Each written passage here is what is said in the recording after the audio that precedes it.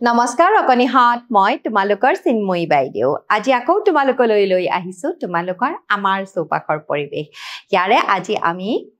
তৃতীয় অধ্যায়ৰ দশমটি পাঠ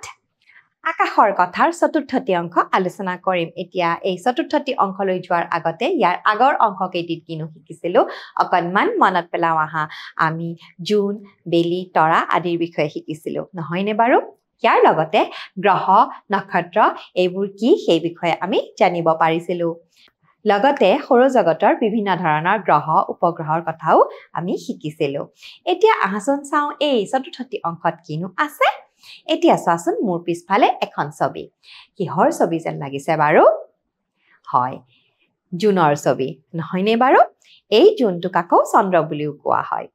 আহাচোন এই চন্দ্ৰটোৰ বিষয়ে ইয়াত কিনো দিছে চাও ইয়াত কৈছে যে পূৰ্ণিমাৰ দিনা চন্দ্ৰটো কেনেকুৱা দেখি তোমালোকে পূৰ্ণিমাৰ ৰাতি আকাশত জোনটো দেখা পাইছানে বাৰু কেনে যেন দেখি বাৰু পূৰ্ণিমাৰ নিশা চন্দ্ৰটো ঘূৰণীয়া আৰু বৰ উজ্জ্বল দেখা যায় ঠিক এনেকুৱা দেখা যায় নহয়নে বাৰু ঘূৰণীয়াও আৰু লগতে উজ্জ্বলো আকাশলৈ মন কৰিলে দেখিবা যে পূৰ্ণিমাৰ পিছদিনাৰ পৰা প্ৰতিদিনে চন্দ্ৰৰ আকাৰ লাহে লাহে সৰু হৈ গৈ থাকে তোমালোকে পূৰ্ণিমাৰ ৰাতিৰ আকাশখনত দেখা এই জোনটো প্ৰত্যেক দিনাই অকনমান নিৰীক্ষণ কৰিবাচোন পূৰ্ণিমাৰ পিছৰ পৰা তোমালোকে আকাশলৈ যদি চোৱা তেতিয়া দেখিবা যে এই জোনটোৰ আকাৰ সলনি হৈছে তাৰ মানে এই জোনটো পূৰ্ণিমাৰ নিশা এনেদৰে দেখি ইয়াৰ পিছত পিছদিনাৰ পৰাই জোনটোৰ আকাৰ এনেদৰে সৰু সৰু হৈ গৈ থাকে ইয়াৰ উজ্জ্বলতাও ক্ৰমে কমি আহে পূৰ্ণিমাৰ ৰাতি আমি যিমান উজ্জ্বল দেখো তাৰ পিছদিনাখনৰ পৰাই চন্দ্ৰটোৰ উজ্জ্বলতাও কমি গৈ থাকে আৰু লগতে ইয়াৰ আকাৰটো কমি গৈ থাকে 8 দিনৰ দিনা ইয়াক আধা যেন দেখি এইদৰে 15 দিনৰ দিনা ৰাতি চন্দ্ৰটো একেবাৰে নেদেখা হৈ ঘুপ মৰা আন্ধাৰ হয় সেই দিনটোৱে হৈছে অমাৱস্যা বা আউসী এতিয়া এনেদৰে জোনটো আকাৰত সৰু হৈ গৈ যেতিয়া 8 দিনৰ দিনা পায় তেতিয়া জোনটো আধা যেন দেখি আৰু 15 দিনৰ দিনা জোনটো একেবাৰে আকাশৰ পৰা নোহোৱা হৈ যোৱা যেন দেখি আৰু সেই দিনাই একেবাৰে ঘুপমৰা আন্ধাৰ হয় আৰু সেই আন্ধাৰ হোৱা সেই দিনটোক কোৱা হয় অমাৱস্যা বা আউসী বুলি কোৱা হয় এতিয়া চাওচোন আহা কেনে যেন দেখি এতিয়া ইয়াত চোৱা পূৰ্ণিমাৰ ৰাতি হ'ব এইয়া পূৰ্ণিমাৰ ৰাতি জোনটো কেনে যেন দেখিছা হয় এইয়া চোৱাচোন এখন খালৰ নিচিনা দেখি একেবাৰে ঘূৰণীয়া আৰু উজ্জ্বল ইয়াৰ পিছত চাওচোন আহা আমি গণনা কৰো 1 2 3 4 5 6 7 8 নম্বৰৰ দিনা আমি কেনে যেন দেখিছো আধা হৈ যোৱা যেন দেখিছো নহয়নে বাৰু এইয়া চোৱা তাৰ পিছত 9 10 11 12 13 14 15 দিনৰ দিনা চোৱাচোন জোনটোৰ আকাৰ একেবাৰে নোহোৱা হৈ গৈছে আৰু যি দিনাখন এনেদৰে নোহোৱা হয় সেই দিনাখনক কি বুলি কোৱা হয় আউসী বা অমাৱস্যা বুলি কোৱা হয় চোৱাচোন বাৰু এইয়া চোৱা পূৰ্ণিমাৰ পৰা জোনটো 1 2 3 4 5 6 7 8 নম্বৰৰ দিনা আধা তাৰ পিছত 9 10 11 12 13 14 15 নম্বৰৰ দিনাখন জোনটো নাইকিয়া হৈ যায় ইয়াৰ পিছলৈ যাওঁচোন আহা অমাৱস্যাৰ পাছৰ পৰা প্ৰতিদিনে চন্দ্ৰটোৰ দেখা পোৱা অংশৰ লগতে ইয়াৰ উজ্জ্বলতাও ক্ৰমে 14 দিনলৈ বাঢ়ি গৈ থাকে এতিয়া যেতিয়া অমাৱস্যা আহে তাৰ পিছদিনাখনৰ পৰা আকৌ জোনটো লাহে লাহে আকাশত দেখা পোৱা যায় আৰু ইয়াৰ উজ্জ্বলতাও লাহে লাহে বাঢ়ি গৈ থাকে এইদৰে ইয়াৰ আকাৰ ক্ৰমান্বয়ে বাঢ়ি গৈ 15 দিনৰ দিনা আকৌ আগৰ সমান হয় অৰ্থাৎ পূৰ্ণিমা হয় চাওচোন আহা এইয়া চোৱা অমাৱস্যা হ'ল তাৰ পিছত আকৌ চোৱাচোন ক্ৰমান্বয়ে জোনটো আকাশত দেখা গৈছে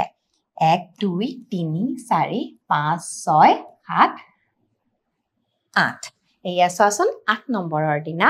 আকৌ কি হৈছে আধা যেন দেখা গৈছে আৰু ক্ৰমান্বয়ে বাঢ়ি চোৱাচোন এয়া 15 দিনৰ দিনা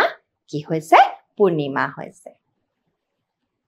প্ৰথমতে কি হৈছিলে পূৰ্ণিমাৰ পৰা অমাৱস্যাৰ পৰা আকৌ ক্ৰমান্বয়ে জোনটো উজ্জ্বল হৈ বাঢ়ি গৈ আকৌ পূৰ্ণিমা হয় গতিকে চোৱাচোন জোনটো এনেদৰে আকাশত ক্ৰমান্বয়ে সৰু হয় আৰু ক্ৰমান্বয়ে ডাঙৰ হৈ গৈ থাকে ইয়াৰ পিছলৈ যাওঁচোন আহা ইয়াত কৈছে যে চন্দ্ৰটো সদায় একে নেদেখো কিয় এতিয়া চোৱাচোন আমি জোনটো ক্ৰমান্বয়ে আকাশত নোহোৱাও দেখিলো আৰু লগতে লাহে লাহে বাঢ়ি গৈ ডাঙৰ পূৰ্ণিমাৰ জোনটো হোৱাও দেখিলো কিন্তু আমি এই চন্দ্ৰটো আকাশত এনেদৰে সদায় বেলেগ কিয় দেখো বাৰু চাওঁচোন আহা পৃথিৱীয়ে নিজে সূৰ্যৰ চাৰিওফালে পশ্চিমৰ পৰা পূবলৈ ঘূৰি থাকে আমি ইয়াৰ আগৰ অংশকেইটিত পাইছিলো যে সূৰ্যটো স্থিৰ হৈ থাকে আৰু পৃথিৱীয়ে কি কৰে বাৰু নিজৰ কক্ষপথত সূৰ্যটোৰ চাৰিওফালে ঘূৰি থাকে চন্দ্ৰটো পৃথিৱীৰ চাৰিওফালে ঘূৰে এতিয়া চোৱাচোন সূৰ্যৰ চাৰিওফালে পৃথিৱী ঘূৰে আৰু পৃথিৱীৰ চাৰিওফালে এই চন্দ্ৰটো ঘূৰি থাকে এইদৰে ঘূৰি থাকোতে চন্দ্ৰৰ যি অংশত সূৰ্যৰ পোহৰ পৰে সেই অংশটোহে আমি দেখা পাওঁ এতিয়া চোৱাচোন যেতিয়া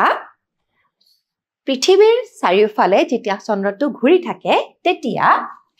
এয়া চোৱাচোন চন্দ্ৰটো ঘূৰি আছে পৃথিৱীৰ চাৰিওফালে ধৰা হওক ইয়াত সূৰ্যটো আছে এতিয়া চোৱাচোন সূৰ্যটোৰ পৰা পোহৰ চন্দ্ৰটোৰ এই অংশটোত পৰিছে আৰু এই অংশটো কি হৈছে আমাৰ পৃথিৱীৰ পৰা দেখা গৈছে আৰু এনেদৰে আসলতে আমি আকাশত চন্দ্ৰটো দেখা পাওঁ কিন্তু এই চন্দ্ৰটো আকৌ চোৱাচোন পৃথিৱীৰ চাৰিওফালে এনেদৰে ঘূৰি থাকে গতিকে সূৰ্যৰ পৰা যেতিয়া চন্দ্ৰত পোহৰ পৰে তেতিয়াহে আমি চন্দ্ৰটো দেখা পাওঁ ঘূৰি ফুৰে কাৰণে ইয়াৰ আকাৰো আমি সৰুৰ পৰা ডাঙৰ হোৱা আৰু ডাঙৰৰ পৰা সৰু হোৱা আমি দেখা পাওঁ চন্দ্ৰটো পৃথিৱীৰ চাৰিওফালে ঘূৰি থকা কাৰণেহে আমি ইয়াৰ আকাৰ সলনি হৈ থকা দেখা পাওঁ এতিয়া চোৱাচোন আমি চন্দ্ৰটো আসলতে এই পৃথিৱীৰ চাৰিওফালে ঘূৰি থকাৰ কাৰণেহে আকাৰবোৰ সলনি হৈ থকা দেখা পাওঁ ক্ৰমান্বয়ে আমি আকাশত ক্ৰমান্বয়ে ওলোৱাও দেখা পাওঁ আৰু ক্ৰমান্বয়ে আকাশৰ পৰা নোহোৱা হোৱাও দেখা পাওঁ ইয়াৰ পিছলৈ যাওঁচোন আহা জানি ল'বলগীয়া কিছুমান কথা দিছে আহাচোন চাওঁ ইয়াত কৈছে যে চন্দ্ৰ পৃথিৱীৰ উপগ্ৰহ চন্দ্ৰৰ পৃষ্ঠত সূৰ্যৰ পোহৰ প্ৰতিফলিত হয় সেয়েহে আমি চন্দ্ৰটো উজ্জ্বল দেখো ইয়াৰ নিজৰ তাপ আৰু পোহৰ নাই এতিয়া চোৱাচোন চন্দ্ৰ হৈছে পৃথিৱীৰ উপগ্ৰহ আৰু চন্দ্ৰটো পৃথিৱীৰ নিচেই কাষতে আছে সূৰ্যৰ তুলনাত চন্দ্ৰটো সৰু সূৰ্যটো চন্দ্ৰতকৈ দূৰত আছে পৃথিৱীৰ পৰা সেয়েহে আমি সূৰ্যটো আৰু চন্দ্ৰটো কেতিয়াবা একে যেন দেখো নহয়নে বাৰু এতিয়া চন্দ্ৰৰ আকৌ নিজৰ পোহৰ আৰু তাপ নাই সূৰ্যৰ পোহৰ যেতিয়া চন্দ্ৰত পৰিব তেতিয়াহে আসলতে আমি চন্দ্ৰটো জ্বলি থকা যেন দেখা পাম এতিয়া ইয়াৰ পিছলৈ যাওঁচোন আহা ইয়াত কৈছে যে 1969 চনৰ 20 জুলাই তাৰিখে নীল আৰ্মষ্ট্ৰং এডুইন এল্ড্ৰিন আৰু মাইকেল কলিন্স নামৰ বিজ্ঞানী তিনিগৰাকীয়ে প্ৰথমবাৰৰ বাবে চন্দ্ৰত ভৰি দিছিল এতিয়া চোৱাচোন চন্দ্ৰটো আমাৰ পৃথিৱীৰ নিচেই কাষতে আছে গতিকে 1969 চনৰ 20 জুলাই তাৰিখে এই নীল আৰ্মষ্ট্ৰং এডুইন এল্ড্ৰিন আৰু মাইকেল কলিন্স নামৰ এই তিনিগৰাকী বিজ্ঞানী এই চন্দ্ৰটোত অৱতৰণ কৰিছিল ইয়াৰ পিছলৈ যাওঁচোন আহা ভাৰতীয় মহাকাশ গৱেষণা সংস্থা অৰ্থাৎ ইছৰোৱে উৎক্ষেপণ কৰা চন্দ্ৰযান 3য়ে 2023 চনৰ 23 আগষ্ট তাৰিখে চন্দ্ৰত অৱতৰণ কৰিছিল এতিয়া আমাৰ ভাৰতবৰ্ষৰ পৰাও চন্দ্ৰযান এই চন্দ্ৰটোলৈ উৎক্ষেপণ কৰা হৈছিল আৰু সেয়া কৰিছিল 2023 চনৰ 23 আগষ্ট তাৰিখে এই চন্দ্ৰযানখন অৱতৰণ কৰিছিল এয়া চোৱাচোন চন্দ্ৰযান 3 আৰু এই চন্দ্ৰযানখন যেতিয়া অৱতৰণ কৰিছিল তেতিয়া এই চন্দ্ৰযানখনে চন্দ্ৰৰ বিভিন্ন অংশৰ বিভিন্ন ধৰণৰ ছবি এই ইছৰোলৈ পঠাইছিল তেতিয়া এই ভাৰতীয় মহাকাশ গৱেষণা সংস্থাই চন্দ্ৰটোত কিনো আছে গৱেষণা কৰিব পাৰিছিল এতিয়া ইয়াৰ পিছলৈ যাওঁচোন আহা তাৰকা গৃহত আকাশত থকা